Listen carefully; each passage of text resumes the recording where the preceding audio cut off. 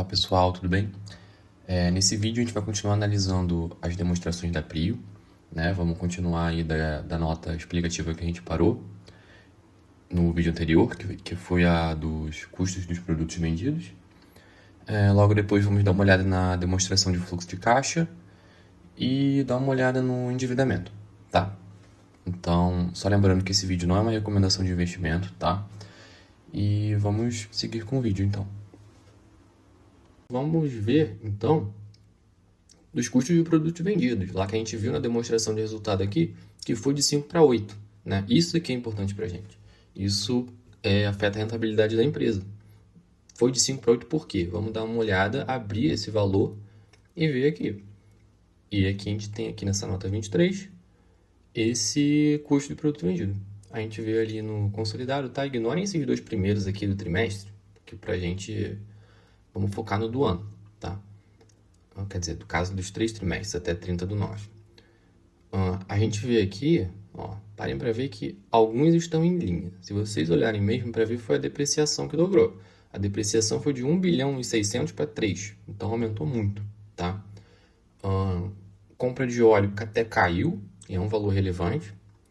O royalty aumentou, mas já é esperado, porque teve, como eu falei para vocês, teve aquisição de Peregrino, né? Ela praticamente tinha 40% do campo, vai fechar no começo de 26 com 100% do campo. É um campo relevante, que a gente viu no outro vídeo, que vai virar o principal campo dela em exploração do petróleo. Então, é esperado que aumente esses royalties aqui também que ela paga, tá? Operação e manutenção quadruplicou, foi de 200 para 847. Então, a gente não tem como abrir isso aqui e ver se isso aqui foi por causa do campo de Peregrino, se isso vai cair, tá? Ou se vai voltar para 200 ou vai voltar para um valor menor, se foi uma coisa esporádica ou não. Mas é bom a gente ficar de olho, porque é uma linha que quadruplicou, né? O resto ficou em linha, tá? O pessoal dobrou também, mas como eu disse, a operação do Peregrino também deve ser uma operação muito maior. Então, a maioria ficou em linha ou já era esperado aumentar devido ao aumento da capacidade produtiva da empresa, que é o que a gente vai ver no próximo vídeo. Essa capacidade produtiva dela e também não só isso, mas as reservas, né? Desses campos que ela tem, quanto que eles produzem e quanto que a gente pode esperar que eles vão continuar produzindo. Quantos anos eles ainda têm de reserva de petróleo para ficar produzindo lá. Isso tudo implica para a gente no preço que a gente está disposto a pagar pela empresa, né? Então, enfim, a gente viu aqui que foi essa depreciação, tá? Na nota, eu não vou aqui abrir, mas na nota da depreciação tem uma... quer dizer, nota do intangível e do imobilizado que a gente viu, tem uma parte também que mostra essa movimentação. Então, eu já vou dizer para vocês aqui que esse 3 bilhões aqui que aumentou foi de Peregrino, tá? Então, ele foi de 1 para 3 por causa de Peregrino, que aumentou ali quase uns, sei lá, 1 bilhão. Você pode contar aqui que 1 bilhão e 800 é de Peregrino. Então, assim, é muita coisa. E o que aconteceu? A receita não... Isso é ruim? Não, tá? É um campo que ela foi de 40% de participação para 100%, então já era esperado aumentar essa depreciação. O problema é que a receita ficou a mesma, tá? Quando a gente olha a demonstração de resultado, a receita continua 11%. Então, a gente só vai saber, né, nas próximas demonstrações. Então, ano que vem, em 2016, se a gente pegar essa demonstração e ver que a depreciação continua alta, provavelmente foi porque o Peregrino está contribuindo para uma maior depreciação. Se a gente ver que a operação e manutenção continua alta, também a gente vai ter que dar uma olhada. Mas, se a receita acompanhar, não tem problema, tá? O problema é que aqui não acompanhou. A receita continua 11%. Se não aumentar, a gente tem um problema, tá? Porque a margem fica ruim. A margem bruta, no caso. Mas, né, enquanto a empresa continuar rentável, que não está, porque ela está rentável no caso, mas teve um lucro, né, bem ridículo de 1 milhão, né?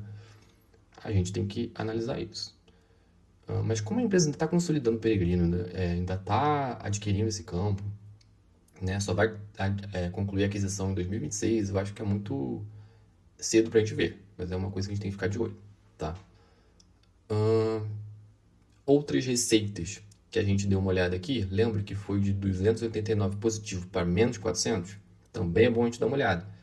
Então vamos ver o que aconteceu aqui, né? Porque foi de uma coisa boa para uma coisa ruim. Aí abrindo essa linha ali, a gente vê que foi basicamente reversão de previsão, tá? Que se você vê em 24, ela reverteu uma provisão de 329. Então o que é isso? Ela provisionou para um processo civil que ela tinha um valor provavelmente alto, e esse processo provavelmente deve ter acabado, e ela gastou, digamos assim, né? Menos do que ela esperava gastar. Então ela reverte essa provisão que ela tinha feito e ela reverteu em 329 milhões. Aí ela fechou essas outras despesas com um saldo positivo de 289. Mas, se não existisse esses 329 aqui, a gente vê que, sei lá, ela ficaria ali com umas despesas na faixa dos 80, menos 100 milhões, tá? De outras despesas. Só que foi para menos 400. Então o que aconteceu? Não foi só isso que aconteceu. Já teve essa perda, mas a gente vê que as outras mais relevantes são essas outras três aqui, que nem tinham em 2024. Que foi um acordo para desmobilização do campo de polvo, lá, uma parada em Peregrino e uma taxa de aquisição de Peregrino. Então, são taxas, né, e despesas que a gente espera que não vai se repetir, espera que sejam não recorrentes. Que é uma vez só que aconteceu, que no caso aqui dá o quê? Uns 270 milhões. Né? Então, a gente espera que essas outras receitas nos próximos anos não fique tão alto assim, tá? Fique na faixa dos 100, 150, por aí. Se tiver maior do que isso, a gente dá uma olhada, abre e vê, tá? Mas aqui são os não recorrentes, então, beleza. Então, tá, já vimos o que a empresa tem de ativo, já vimos o que a empresa tem de dívida, o que a empresa gerou de receita, vamos ver o que ela gerou de caixa. Então, aqui na demonstração de fluxo de caixa, se vocês derem uma olhada, né? Aqui, vamos um breve resuminho, tá? Porque esse é um dos primeiros vídeos do canal, então não sei, eu ainda não gravei vídeos sobre contabilidade, sobre demonstração de fluxo de caixa, então se vocês estão caindo de paraquedas aqui e nunca viram nada de contabilidade, ou nunca se aprofundaram nessas demonstrações, aqui na demonstração de fluxo de caixa a gente vai querer ver o quê? Ele vai mostrar pra gente como a empresa saiu daqueles quase 4 bilhões lá para os outros 9 bilhões, que ela fechou com dinheiro no caixa, na conta bancária dela. Está aqui no nosso balanço. Tá? Vai mostrar para a gente exatamente. E a demonstração de fluxo de caixa vai dividir em 3 linhas aqui para a gente. Atividade operacional, que ela pode ter gerado ou não gerado dinheiro nesse período, né? Caixa efetivamente entrando na companhia, do que ela faz, recebendo do petróleo que ela vende. Tá? Atividade de investimento, vai ter uma linha aqui de atividade de investimento, que é o quê? É o que ela gastou. Se ela comprou outro campo, teve que desembolsar dinheiro para adquirir esse campo, vai mostrar aqui para você de uma vez esse dinheiro que ela desembolsou. Se ela gastou para comprar uma máquina, um mobilizado, uma plataforma, vai estar aqui na parte de investimento. Tá? E financiamento é basicamente os empréstimos. Tá? Se ela captou novos empréstimos, quanto que ela pagou dos outros empréstimos, quanto que ela pagou de juros, efetivamente saindo do caixa dela, tá? A gente vai dar uma olhada aqui. A gente não vai entrar em detalhe nessa operacional, tá? Porque o que interessa pra gente aqui é ver se ela gerou. E porque também eu teria que entrar em muitos detalhes aqui para mostrar, porque isso é um método indireto aqui do fluxo de caixa. Então aqui a gente vê que ela gerou em 24 6 bilhões e 400 de caixa, alto, e 5 bilhões 150 em 25. Então ela continuou gerando caixa, tá? Gerou um pouco menos, mas gerou caixa. A gente vê que investimento, aqui, parem para ver o quanto que ela gasta também. Ela gastou ali na compra de imobilizados, essa é uma linha bem importante dessa demonstração, uma das linhas mais importantes. 2 bilhões em 24, 3 bilhões agora, então ela gasta muito com imobilizado, tá? E intangível também entra tudo junto nessa linha. E aquisição aqui de ativos de óleo e gás. Então, provavelmente deve ter sido peregrinos aqui.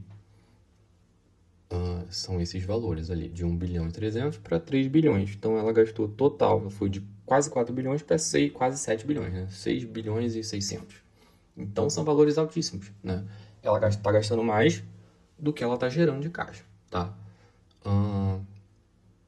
Isso é ruim? Assim, digamos que se você tem uma empresa que está gerando caixa e não está gastando esse caixa, é ótimo para você, né? Mas da Prio já é esperado, porque a gente sabe que ela é uma empresa pequena, que ela cresce por aquisição, Então, é esperado sair esses valores altos de imobilizado, de aquisição de novos postos, tá? Seria, assim, ingênuo da nossa parte esperar uma coisa diferente. Mas, né, a gente quer sempre que seja menor do que o nosso lucro, tá? Nosso lucro lá na demonstração de resultado. Porque se a gente lucrar, isso não é muito bom de ver num período de um ano só, tá? Mas, por exemplo, se a gente pega os lucros dos últimos, sei lá, 5 anos, na PRI é complicado, porque a gente sabe que é uma empresa recente. Mas, sei lá, Petrobras pegou os lucros dos últimos 10 anos.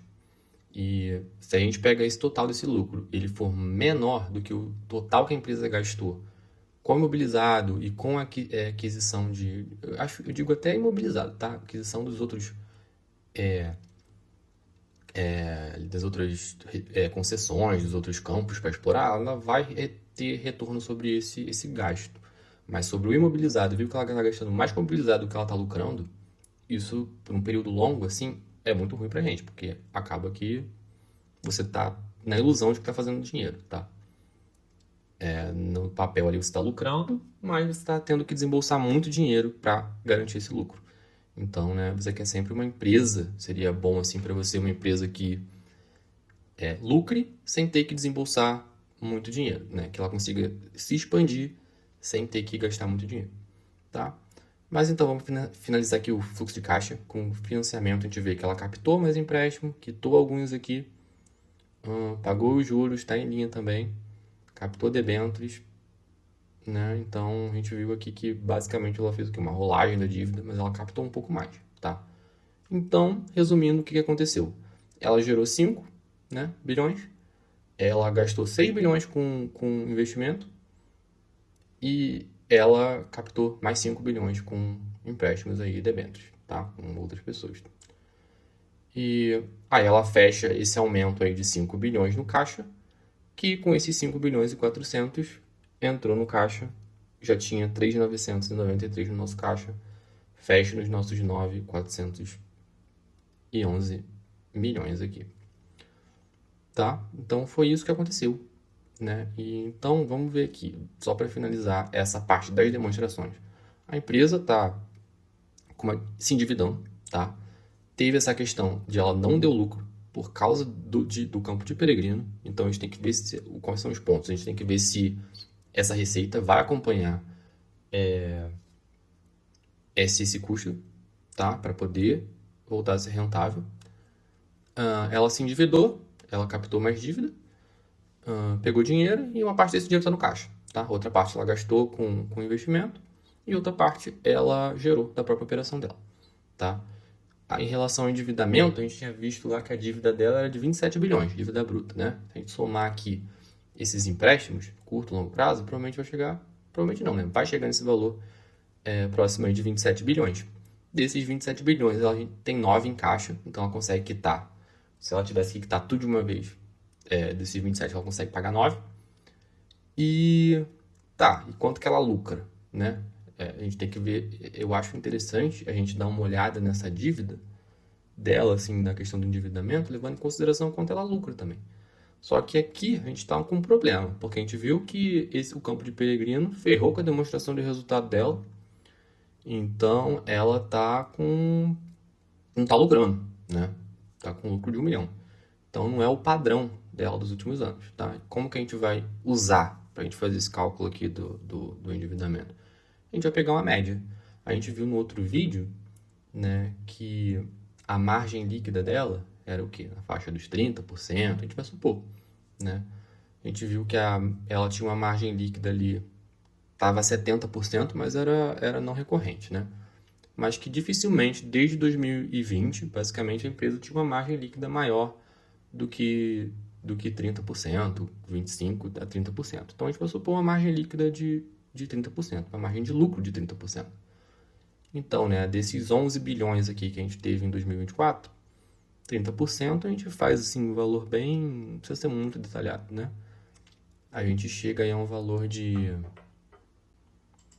no caso, nem dá pra gente usar esse valor de 11, tá? Porque esse de 11 é só dos 3 trimestres. A gente teria que usar um valor quase de 15 bilhões. Foi o que a empresa lucrou, acho que 14 bilhões. Vamos usar 14, tá?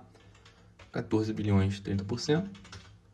Na faixa dos 4 bilhões e 200, 4 bilhões e meio, a gente pode usar assim, vamos usar 4.200 de lucro. A gente pode esperar assim da Prio. Então, se ela tem 27 bilhões de dívida,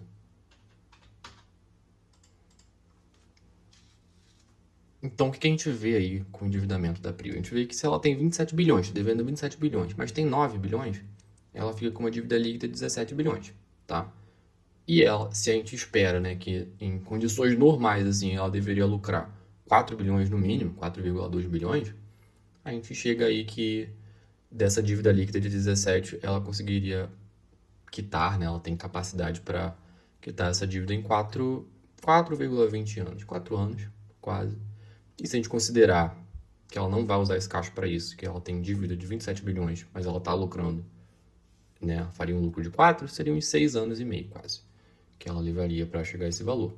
Então, a gente vê que, levando em consideração o lucro dela, não é um endividamento assim, né? Pode ser um endividamento alto, mas a geração de caixa dela é alta e o lucro também dela, quando ela lucra, né? Que a gente vê que acontece essas aquisições e esses não recorrentes que tem esses períodos de turbulência, é alto também. Então, acaba que o endividamento, se a gente levar em consideração isso, não são muitos anos que ela levaria com esse lucro para quitar, tá? E você pode levar em consideração o EBIT, não precisa de levar o lucro líquido, pode levar o lucro antes dos impostos, seria até uma medida melhor, tá? Mas é só para a gente ter uma noção aí de quantos anos seriam. Então, não é um endividamento muito absurdo, tá? Tem empresas muito mais endividadas, tá? E que não fazem, e que não geram caixa, tá? Então, da Prio foi isso, das análises das demonstrações da Prio foi isso, nesse vídeo, tá? No próximo vídeo a gente vai ver a capacidade produtiva, tá? A gente vai olhar os campos que ela tem, quanto que ela consegue gerar de barris de petróleo nesses campos, quanto que ela tem de reserva, então quanto tempo ela consegue extrair essa quantidade de barris desses campos para a gente poder chegar num valor. Com isso a gente vai chegar num valor, numa receita e um valor relativamente, assim, que eu me sentiria confortável se eu quisesse investir na Prio, tá? Sempre vendo qual retorno a gente espera, um retorno mínimo que a gente quer. Se o retorno mínimo que eu aceito é 12%, se o retorno mínimo que eu aceito é 15%, vai influenciar, tudo isso vai influenciar no valor que a gente está, no valor máximo que a gente está, que a gente espera pagar na Prio, né? Que a gente se dispõe a pagar. Então é isso. Se vocês gostaram do vídeo aí, comentem se...